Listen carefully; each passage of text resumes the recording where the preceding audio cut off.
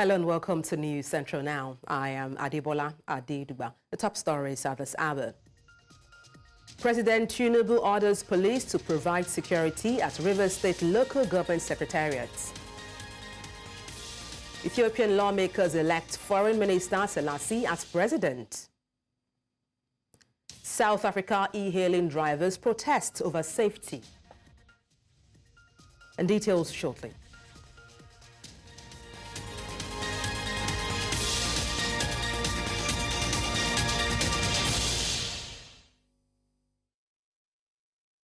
Let's begin by telling you that Ikwere Local Government Council in Rivers State has witnessed early hours of violence, setting the council secretariat's complex on fire. The same violence was reported in parts of Eleme Local Government Area Secretariat, where a section of the offices were set ablaze by yet-to-be-identified youths.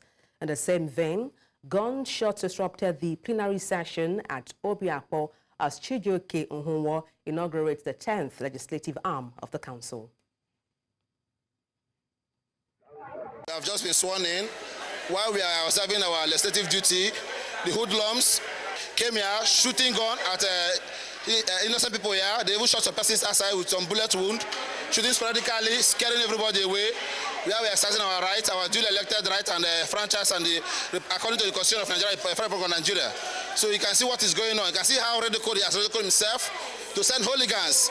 They've burnt Eleme Council, they've burnt Ikwere. We are getting information now. They've attacked Obiakpo, shooting rapidly in their numbers, more than 1,000 of them. So, but thank God, no life has been lost, just some little injury. But at least for now, our security men here have restored normalcy. Everything right now is in order. Everything is in order. At least we'll be able to repel them back and resist their force. In the meantime, President Bola Tinubu has called for calm in Rivers State, urging Governor Siminalayi Fubara, political leaders and their supporters to show restraint and respect the rule of law. And this follows rising tensions after Saturday's local government council election, with reports of arson and explosions causing alarm. President Tinubu expressed deep concern and urged all political actors to de-escalate the situation, discouraging their supporters from any acts of violence or destruction. The president has directed the police to swiftly restore peace and order in the state.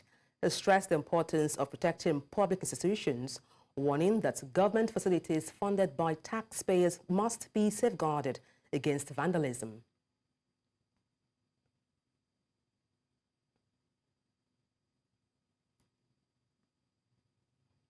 And to dissect this, we're joined by Chairman, Rivers Civil Society Organization, and that's Enefa Georgewill. Good evening. Glad to have you join me on the news. If you can hear me, Mr. Georgewill, are you there? Okay, we'll try to connect with our guest in the course of the news bulletin. Concerns have been raised following the continuous illegal shipping of firearms into Nigeria in the last few years. The firearms valued at billions of naira have made their way into the country in the last 7 years, but the location of many remain unknown.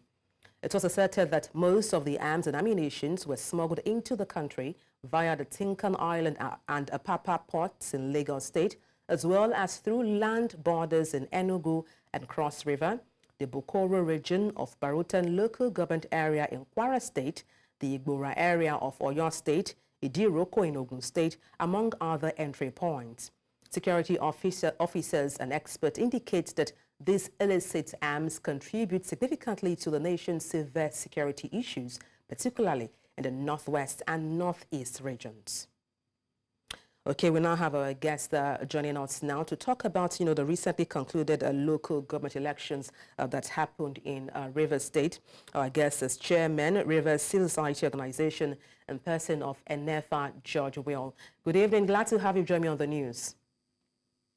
Yeah, good evening. Good evening. How is your own part of the country? For us, it's quite a troubling one.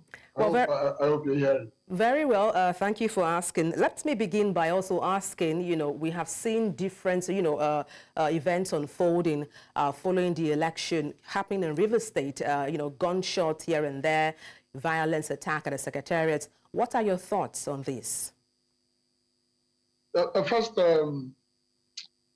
for us, in the Rivers Civil Society of Elections, we are not surprised that our politics in Rivers State have always been like this. Politics in Rivers have always been a means of production.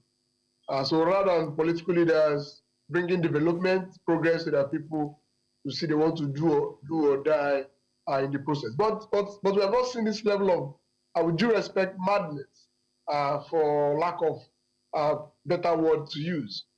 This level of madness, the desperation of the current political gladiators is unbecoming. But on the specifics, for us in civil society, we want to put emotions or get personal. So look at the issues. What are the issues? The issue is that the government of the day set up caretaker. As civil society, we have said clearly that setting up a caretaker committee is illegal. We made it, the civil society leaders before us had said it during the days of Odili, to Amechi, even up to Wike. And we, as the current leader of civil society in the state, are equally asserting our position that formation of caretaker committee in a constitutional democracy like ours is illegal. Now, having said that, the government, in its wisdom, in collaboration with the Resident Electoral Commission, had set up the process for the conduct of election, and have indeed conducted elections. So what is now the problem? What is now the issue? Are you saying the election is not free and fair? Okay. Yeah, are you saying that what really is the issue? So it is that level of desperation. Mr. Georgewill, if I may come in there, apologies for butting in, Mr. Georgewill. Talking about elections having controversies, people have, there seems to be discontent among other party members, and they say the local government elections conducted in Rivers State does not appear to be free and fair. There's been allegation of connivance of security agencies with, electoral umpires. What do you make of that? Well, that is not the case here. In fact, in this particular election, the police clearly told us that they are not going to participate. And I am putting it on record that for the first time in the history of Rivers State, that we have held the election in Rivers State, and without the participation of the police, we had the freest elections. Whether the elections was amidst the tested time or credentials of a free and a fair election is another argument. But whether it was free, whether it was peaceful, whether it was free from unnecessary interference, at least on the day of the elections, that one cannot be disputed. And it goes a long way to show that possibly, the police have large role to play in the violence that we witness in election. So the question here is not about whether the elections was free and fair. The question was that people are saying that there should be no election in the first place. And the question that this begs for answer. Mr. Georgewill, what do you want? Just to follow your train of thought, Mr. Georgewill, you talked about the police and also saying they have comported themselves properly in the conduct of this election, according to you. But some persons disagree with you on that, notion. They said the police. No, please don't misquote me, please. Don't misquote me. I didn't say the police conduct themselves very well. Okay. I am saying that police say they are not participating. They are not participating. Okay. They didn't participate. Okay. On that note, Mr. Georgewill. Yes. On that note. On that note, I hear you, Mr. Georgewill. I hear you. So you've said that the police did not participate in this election process, but then some persons have said that the police security officers in Rivers State disallowed them from voting, from exercising their franchise. What do you say to that? No. We observed. We set up. The civil society had our situation room that observed the elections. Maybe it's either you are misconstruing them, or maybe didn't get them. That's the report we had. I'm not misconstruing anything here. No. Let me put in perspective so that we're on the same page. What the squarable is that what the argument that those people are making is that in some polling units, police officers who claimed that they will be part of elections, that they are opposed to the elections, that the court said they should not participate in the elections, the same police officers on their own went to disrupt activities of a peaceful election that is going on. The people are not saying that these police officers were in connivance with the electoral umpire. No. The people are saying that you said you are not participating in this election. Go to what we are saying is that stay in your station or provide security for the state, don't participate in the election. But yet, the same police was seen disrupting the election, not rigging the election for anyone, but disrupting the election. And these are clear, and it's important we make these issues clear. It happened in Iwoji, in Obiakpolo local government area. It happened in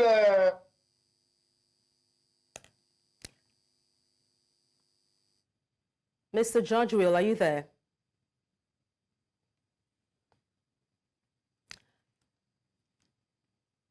Okay, it appears. Mr. Georgewill, are you there? Yeah, with you. Yes, we lost you for a moment there. Just continue on your train of thoughts. Yes, look at the point that we are making. The point we are making is that the arguments are that the police said they will not participate and that they are opposed to the election, that the election should hold because the court said so, according to them. Even though there is a subsidy order by a River State High Court saying that the election should go ahead, but the police pick and choose what they want to agree with. Then some officers, you know, on their own, not to rig elections for any party, on their own, went on a rampage to disrupt elections. These are the issues. It's important we are very, very clear. Okay, let me bring another frame into the motion. Okay, I hear you, Mr. Georgewill. Let's also talk about people having discontent about the election, and they have said they will go to court and challenge the results of this election. What's your impression of that standpoint? It is a constitutional right. And in fact, for us, this on this special rule, we only have some reservations about the elections. We had said that one, we think that 48 hours curfew was rather too much because shutting down the economy for 48 hours because of mere elections. We have only raised the issue of INEC materials not coming on time. In most places, the materials came around 10 a.m. or more. We only have situations whereby, even though the formal security agencies like the police say they are not participating, we have expected RISEC to have set up other paramilitary and security platforms to protect our people. And then, of course, the use of tech. Yes, since you have the voter register, you can as well provide tech. You know, these are some of the things, some of the reservations we have had. And of course, we have only called for post-election tribunals, where those who have genuine cases can go to court and to contest these elections. We totally agree with them.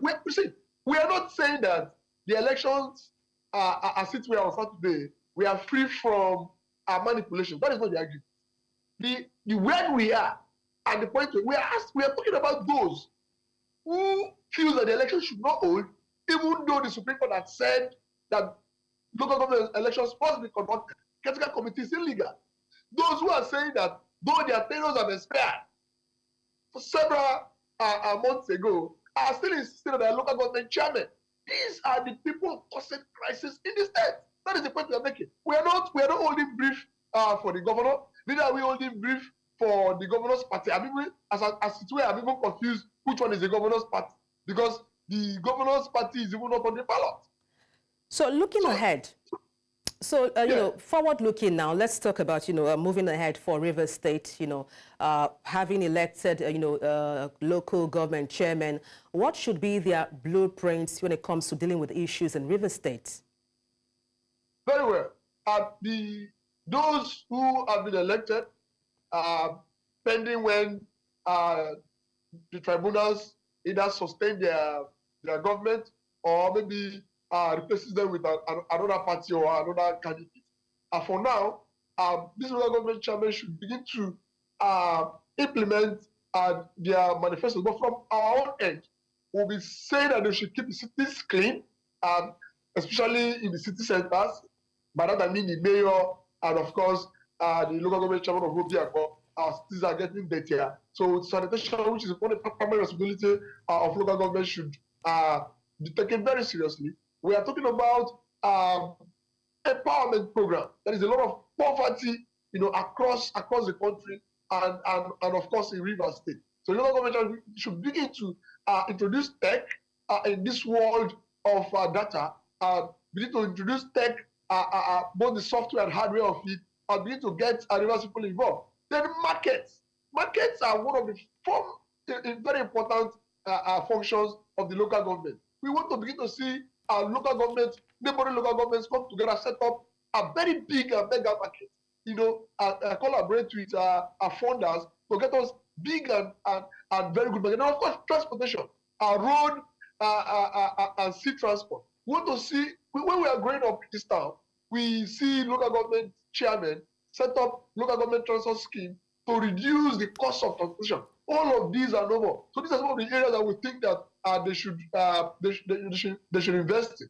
And of course, agriculture. We can't say this enough. If the local government chairman invest in agriculture alone, there will be so much job that will be needing people from neighboring states to come and get involved in the agricultural chain, from animal husbandry to fishery. Of course, we know we have a very arable land and seas that is very lucrative for agriculture. I don't know why lazy political leaders, lazy way of government have not made the local government almost near non-existence, and these are make people detached from government, because that's the closest tier of government. I wish we had more time. I have to, butt in there, but thank you so much, Mr. Enefa Georgewill, Chairman, Rivers Civil Society Organization. Many thanks indeed for your time on the news. It's always a pleasure. Thank you very much. Thank you for staying with us. Residents and indigenes of Etitu Ulo Autonomous Community in Bende local government area of Abia State, southeast Nigeria, are calling on security agencies and the government to ensure that those responsible for the deaths of Jacob, Udo and wife Dorcas are brought to book. The Etitu Ulo community was thrown into shock last Tuesday following the murder of a couple in their private residence. Our correspondent Chinwe Ugele tells us more. Because what are the perpetrators of that thing?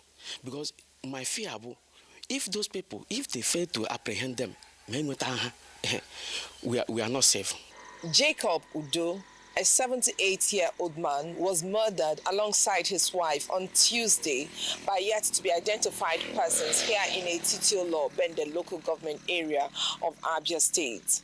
For those who knew the couple, Jacob Udo and wife Dorcas, they led a very simple but impactful lives. Since I'm not allowed to be a problem, I know to be long when you have a hand. They may okuloka.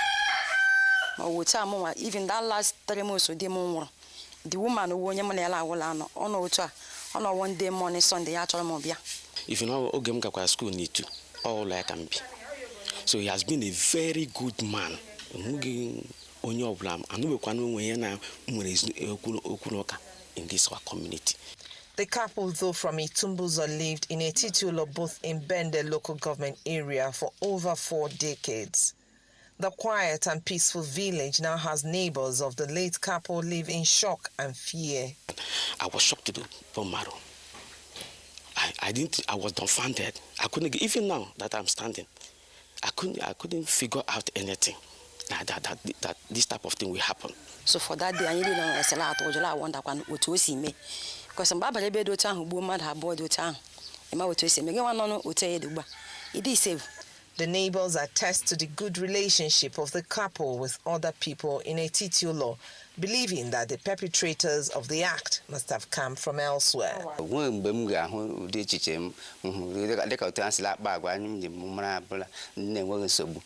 So the village head was absent when we called on him to speak on the development. Abia State Police Command confirms the arrest of some suspects and has promised to investigate the killings until answers are got. It was further discovered that several properties were carted away. Upon the report, the crime scene was visited and corpses deposited at the mortuary for autopsy.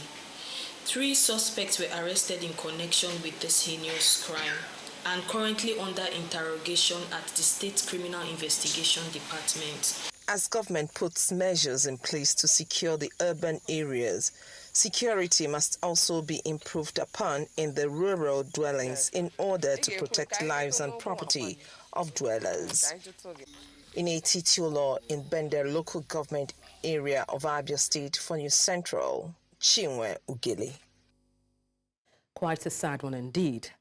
Following the devastating floods that have crippled hospitals and left many in urgent need of medical care, a federal lawmaker, Ahmed Satomi, has launched a mobile clinic initiative aimed at providing immediate relief to affected communities in Jere local government area of Borno State. Our correspondent, Umaru Kirawa, completes the report. The aftermath of the recent floods in Maiduguri has given rise to a worrying cholera outbreak, further exacerbated by the collapse of healthcare infrastructure. The Ministry of Health, in collaboration with NCDC and other partners, recorded 451 cases of acute watery diarrhea. A national reference laboratory in Abuja has confirmed 17 out of these samples we have sent were positive for Vibrio cholerae. As flood recovery efforts continue in Maiduguri, community health initiatives are ramping up in response to the dual challenges of infrastructure damage and disease outbreaks. A relief to Jere and other communities in its environs as a mobile clinic has been introduced to provide emergency services.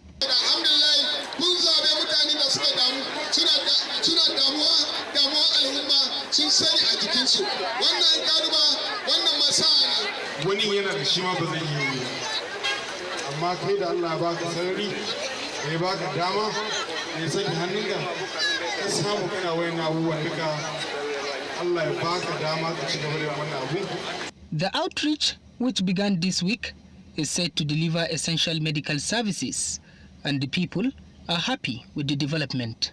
With the basic diagnosis, basic treatment, I'm sure they will get better. And those that require secondary health issues, this constituency office and this program will guide them. And you know there are no any, I challenge, and I said it in the media, that there is no any proper nutritional project going on in this country. Access to clean water remains a significant challenge now, leading to increased fears of further spread of diseases like cholera. You have to wash your hands regularly. When you go to the toilet and you come back, you wash your hands. We do that, but this is for those who are not here, for them to understand. The risk is also that those who handle food must now pay particular attention to hygiene. Alongside the newly launched mobile clinic by a federal lawmaker, several local health organizations are mobilizing volunteers to conduct door-to-door health assessment and distribute medical supplies. In Jere for News Central, Umaru Kirawa. Earlier on Monday, the First Lady of Lagos State, Dr. Ibijoke Sanwo-Olu, held a press conference to address the ongoing fight against tuberculosis and underscoring the state government's efforts in combating the disease. News Center's correspondent Bettina Onweli tells us more.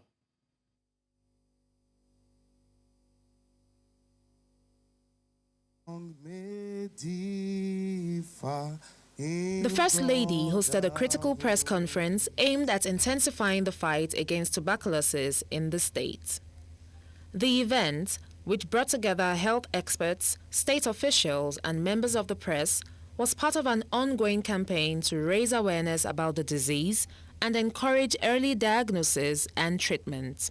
Dr. Sanwo-Olu highlighted the alarming rates of tuberculosis in Nigeria, particularly in densely populated areas like Lagos, and stressed the importance of community engagement in eradicating the disease. The role of chairmen, the female chairmen, and wives of our local government area is crucial as having grassroots advocacy, TB awareness, advocacy reforms, and sustainable budgetary lines to be implemented every year to ensure realistic care planning for the community is put in place from onset.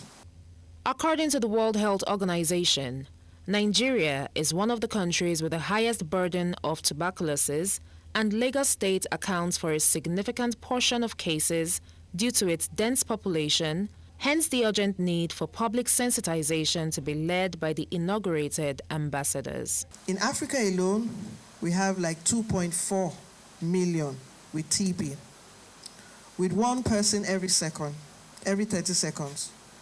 In Nigeria, we have 479,000 people that have the disease. And in Lagos, we have, and still counting, 18,541 Lagosians with tuberculosis in 2023.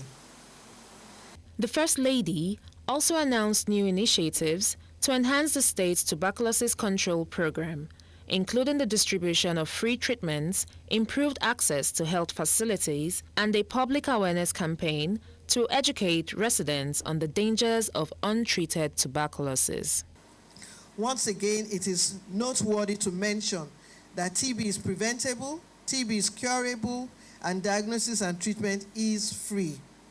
Anyone with cough of more than 2 weeks should visit the directly observed therapy short course known as DOTS centers in over our 301 primary healthcare centers, our 30 general hospitals, and some selected private hospitals across the 20 LGAs and LCDAs in the state. Not only that, we have our mobile X-ray trucks that are going all over Lagos.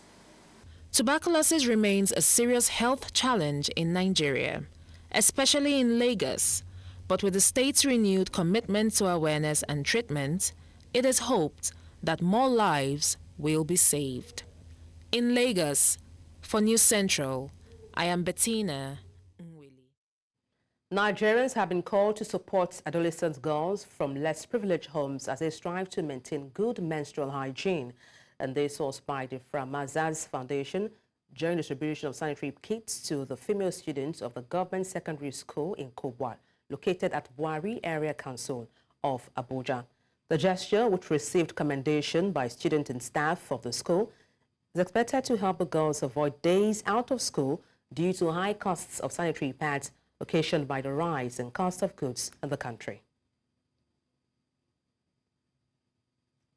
The economic situation, we all know the price of pad is not a joke. Even people in a working class are struggling with it. So that was what prompted this. If we can do this more often for the young ladies who are not working yet, this will be it will be an improvement.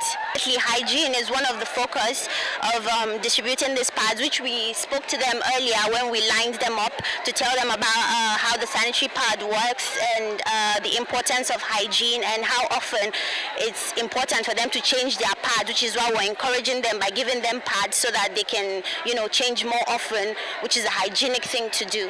It will go a long way to help our students because some of them are actually indigent. Majority of the students we have are indigent because it's either they are living with guardians that are not properly taking care of them, and you see them coming to the sick bay and to the guidance counseling unit to ask for pad during the time they are flowing. Very important to us as girls, and many of us like this, and today here we are with the opportunity to have this. Thank you so much for this. We really appreciate.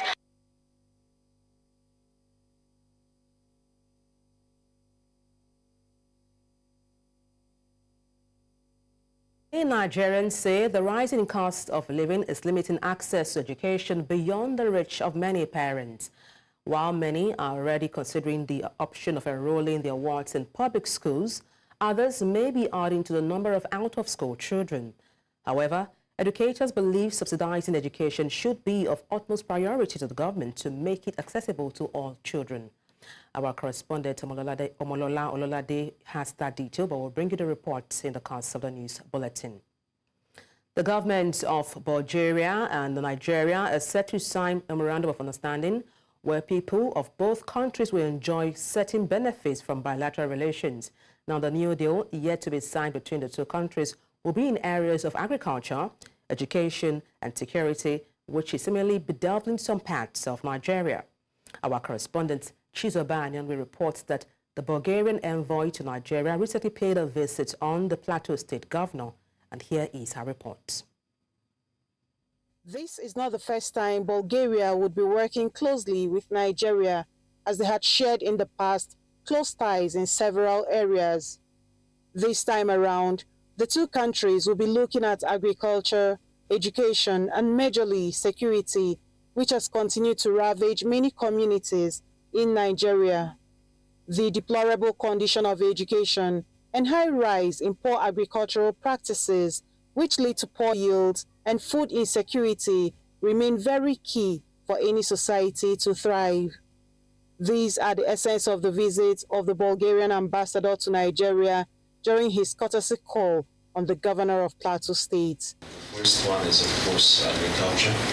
And I think that this is a sector and area where Bulgaria can bring a lot of added value to the Plateau State in particular and Nigeria as a whole. The second thing that I believe we can cooperate is, of course, I'm sure you know that in Bulgaria we have a very top quality defense industry and we offer a lot of defense and security solutions to any challenges in the world. So I believe that Bulgaria's companies are also ready for a very structured cooperation with the Plateau State, especially in terms of the Operation Rainbow. The third point, which I believe is where the backbone of Bulgaria-Nigeria relationship is always and has always been, this is the education. Governor Mutfwang is appreciative of the visit, while hoping that the collaboration will pave the way for more dealings for the two countries. We want to really appreciate your coming, and your coming has opened a new vista of relationship between our state and your country, and we would love to see how to explore this further. So we'll be glad to receive more introductions from Bulgarian companies and what they can do with us and for us, and as well as the Bulgarian government, how we can be able to enhance this collaboration. So we look forward to deepening that relationship, and that you have come to judge. How soon this deal will be signed for the commencement of projects is what the people of Plateau State and Nigeria by extension are looking forward to. In Jos for News Central, Chizoba Anyomi. Ethiopian lawmakers have elected Foreign Minister Taye Selassie as the country's new president, a largely ceremonial position.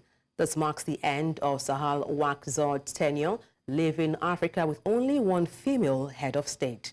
Sahal Wakzod, a respected diplomat, had served as Ethiopia's president since 2018, following Prime Minister Abiy Ahmed's rise to power. Taye Selassie, now Ethiopia's fifth president since the adoption of the current constitution in 1995, can serve a maximum of 2 6-year terms. Taye was appointed foreign minister in February and has previously held key diplomatic positions, including as ambassador to United Nations and Egypt. In North Africa, citizens express apathy and a growing lack of confidence in the electoral body and the government in Tunisia.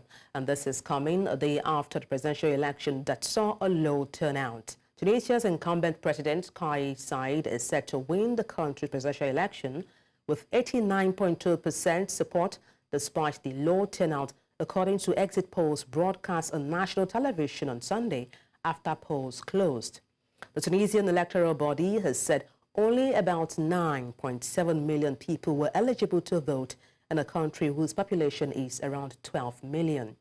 Additionally, only 27.7% of voters turned out to cast their ballots, and over 58% were men and 65% aged between 36 and 60 years.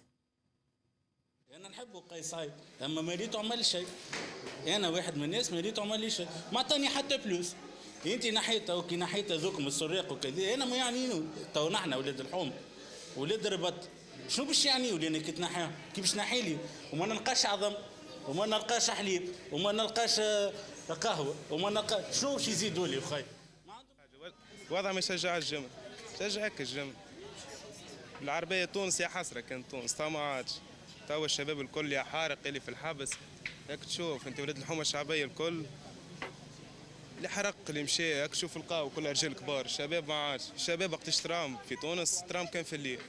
مثلا تو انا عمري 17 سنه، شوف نديدك انت عمره 25 سنه 27 سنه مش عامل حتى شيء، باش تغزر شي مش تعمل انت؟ باش تقعد لك كيما قاهرك هيك شنو نقول زعما نمشي نحرق خير اللي ما نقعدش في البلاد هذا.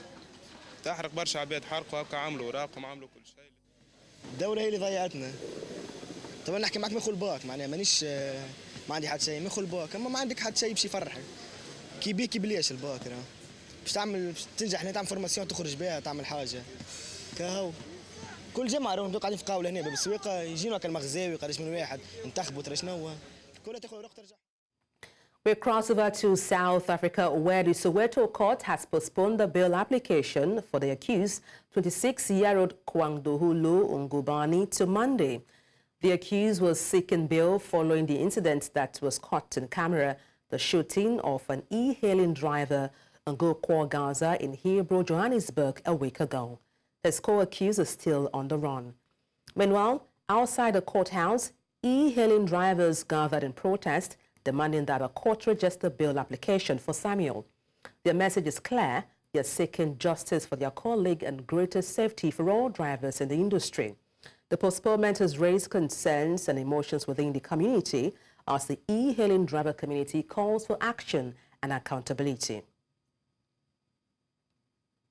Still in South Africa, where tragedy struck as six security guards were shot and killed near a school just before going on patrol. The incidents occurred at Lugozogozo Junior Secondary School in Tina Falls, close to Kumbu, where police say a group of at least 8 armed men opened fire on the guards late last night. And this comes just over a week after a similar mass shooting claimed 18 lives in the region. National Police Commissioner Fani Masemola, who paid visit to the scene on Monday, confirmed that 6 guards managed to survive the ambush. He also revealed that 6 suspects have been identified in connection with the killings, 3 of whom are believed to be locals. Tina Falls, located in the Eastern Cape province, is an area known for frequent cattle raiding. Police are continuing their investigations into the deadly shooting. We turn attention to a significant event unfolding in Johannesburg, where members of the Congress of South African Trade Unions have taken to the streets in a powerful demonstration against the ongoing economic crisis plaguing the nation. As thousands of workers gathered to voice their frustration, they are highlighting the urgent issues of high unemployment, rampant poverty, and stark income inequality, challenges that have left many families struggling to make ends meet. Our correspondent, Bongani Sisiba, has details. In Sandton, the heart of South Africa's financial district, where luxury and wealth prevail, a different kind of movement arises. The Confederation of South African Trade Unions, COSATU, and its affiliates unions converged and painted the streets red, a bold statement against government of national unity and corporate giants like JSE and Discovery. The march is part of a broader struggle to demand better working conditions, fair wages, and an end to outsourcing casualization. The unions are accusing the government and corporates of prioritizing profits over people, leaving workers struggling to make ends meet. Is the most important and critical first salvo against the neoliberal government of national unity that is already showing real signs that it is not willing to listen to the interests of the workers. We have seen already in the bargaining system, they have started making some final demands as they enter the negotiating table. So it is clear in this country when we are going to deal with capital going forward. As the country grapples with a staggering unemployment rate that disproportionately affects the youth, frustrations boils over. The leadership of the ANC must stop what it is doing, because if not, we're going to kiss the liberation movement goodbye. The leadership, some of the leaders within it are going to be persecuted, they are going to leave, they are going to be dismissed, so that those who are darling to Helen Zille will remain and sell the working class and the poor and the revolution. So therefore, comrades, we must guard that revolution. Their voices echo through the streets, fueled by anger and determination. They say today marks the beginning of a series of protests if their demands for justice are not met. They march not just for themselves, but for the future of their children's youth. I want to say, government, please consider our plea to say employ a lot of youth, employ a lot of people. We are suffering. We are not getting paid a lot of money, yet the interest is skyrocketing. They handed over memorandums outlining the urgent need for corporate accountability, better wages and job creation initiatives. Behind the sleek facades of South Africa lies the story of countless young youths who are struggling to find their place in an economy that seems to have turned its back on them. This protest is not only in Johannesburg but nationwide. As the protest ended, one thing became clear: the call for justice is growing louder, promising to disrupt the status quo until real change comes. In Johannesburg, for News Central, Bongani Siziba.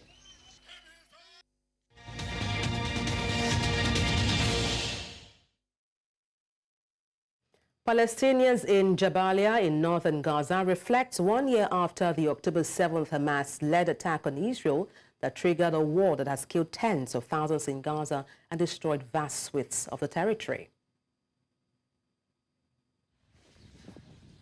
يعني كما هو معروف قطاع غزة تعرض لتدمير شامل في هذه الحرب الغير مسبوقة، الحرب الكونية، حرب الإبادة التي يشنها الاحتلال الإسرائيلي على قطاع غزة لما يقرب من 12 شهر تقريبا عام، وهي مستمرة. هذه الحرب أدت إلى تدمير ما يزيد عن 150 ألف وحدة سكنية بشكل كامل و100 ألف وحدة سكنية بليغ بشكل بليغ. 7 أكتوبر هو يوم تاريخي. 7 أكتوبر عبر الشعب الفلسطيني ولا الإسرائيلي راح ينسى. ما زلنا احنا بحاجة لمجاعة، عنا ما زال عنا وباء من أثر.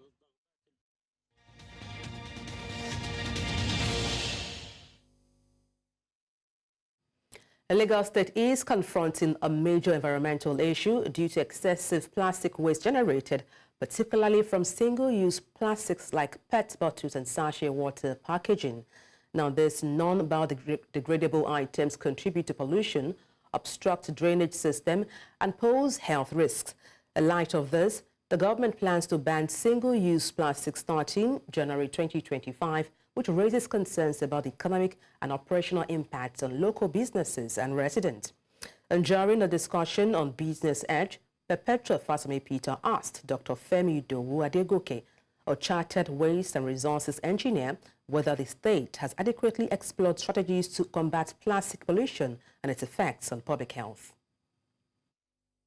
I share that your opinion, the opinion as well, that there is need for, I remember when this was pronounced earlier this year, I put out a press release on behalf of my association, and then we categorically stated that there is need for proper public education, there is need for what is called just transition. If you want to ban it now, what is the plan?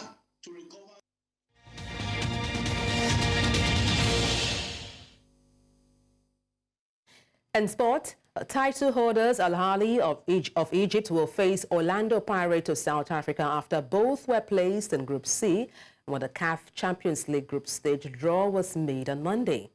Chabab Belouizdad of Algeria and Stade Abidjan of Ivory Coast completes the section following the draw of the Confederation of African Football Offices in Cairo. Sundowns, semi-finalists in the last two editions, faced Moroccan club Raja Casablanca and FAR Rabat and Maniema Union from Democratic Republic of Congo in Group B. Young Africans of Tanzania unlucky quarter-final losers to Sundown last season are in Group A with TP Mazembe of DR Congo, Al Hilal of Sudan, and Molodia Algia of Algeria. Group D has Esperanza of Tunisia, Pyramids of Egypt, Sagrada of Esperanza of Angola, and Joliba of Mali.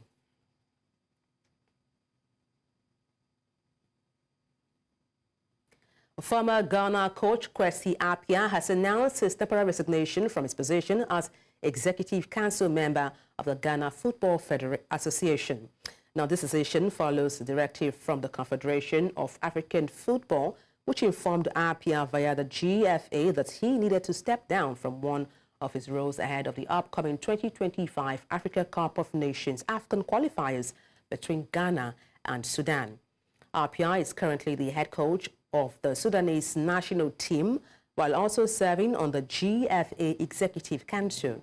The CAS request aims to avoid any potential conflict of interest. In light of this directive, Appiah has temporarily stepped back from his Executive Council duties until November. Appiah was elected to the GFA Executive Council representing Ashanti Kotoko.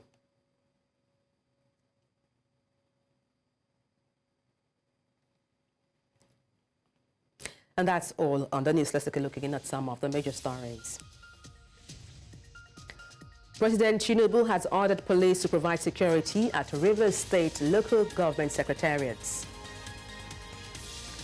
Ethiopian lawmakers have elected Foreign Minister Selassie as president. We also told you that South Africa e-hailing drivers have protested over their safety.